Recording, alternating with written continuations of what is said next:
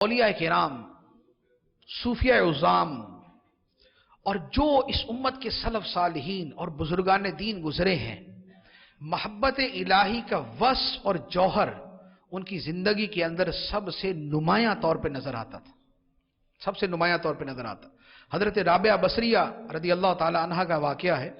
کہ اب رات کے وقت عبادت کرتی، ساری رات عبادت میں گزر جاتی، جب سحری کا وقت ہوتا تو پھر کہتی کہ کچھ دیر آرام کر لینا چاہیے، تھوڑی دیر آرام کرتی، تھوڑی دیر لیٹنے کے بعد اٹھتی اور اپنے آپ کو مخاطب کر کے کہتی کہ اے نفس، تو کتنا غافل ہے، تو کتنا سوئے گا، جاگ اٹھ، اپنے رب کو راضی کر، کیونکہ ایک نیند ایسی آنی ہے، ایک رات ایسی آنی ہے کہ جس کے بعد صبح قیامت میں آنکھ کھلنی ہے۔ قبر کی رات،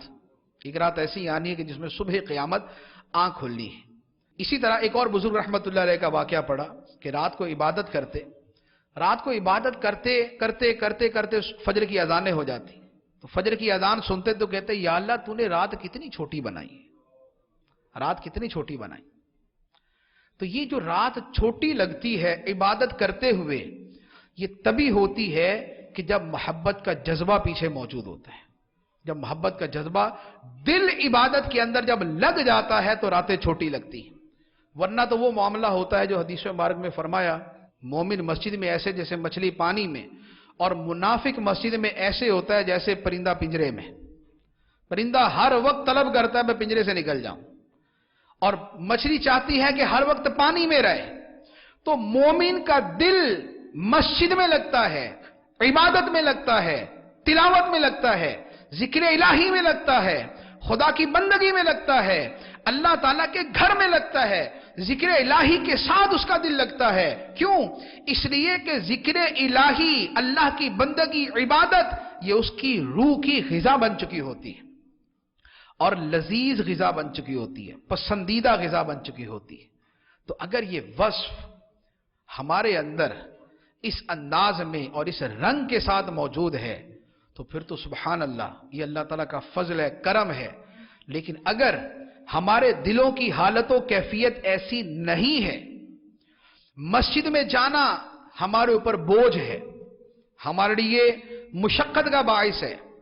فجر کے لیے نیند قربان کرنا ہمارے لیے مشکل ہے، ظہر کے لیے اپنی نوکری یا کاروبار چھوڑ کے مسجد آنا مشکل ہے،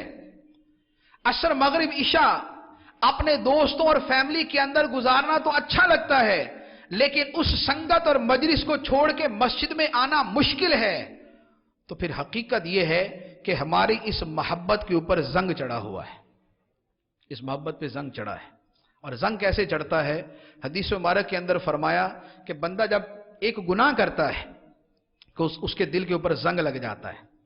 اگر توبہ کرتا ہے تو زنگ مٹ جاتا ہے، لیکن نہیں توبہ کرتا اور گناہ کرتا ہے تو اور زنگ چڑھ جاتا، اور نقطہ لگ جاتا ہے، اور نقطہ لگ جاتا ہے، حتیٰ کہ پورا دل سیاہ ہو جاتا ہے۔ کلا بل رانا علی قلوبہم ما کانوا یکسبون، ان کی کمائیوں کی وجہ سے، ان کے اعمال کی وجہ سے ان کے دلوں کے اوپر زنگ چڑھ گیا۔ جب زنگ چڑھ جاتا ہے تو مسجد میں جانا ایسے لگتا ہے جیسے پرندے کے لیے پنجرے میں جانا، اور جب یہ زنگ اتر جاتا ہے تو مسجد میں جانا ایسے لگتا ہے جیسے مچھلی کے لیے پانی میں جانا۔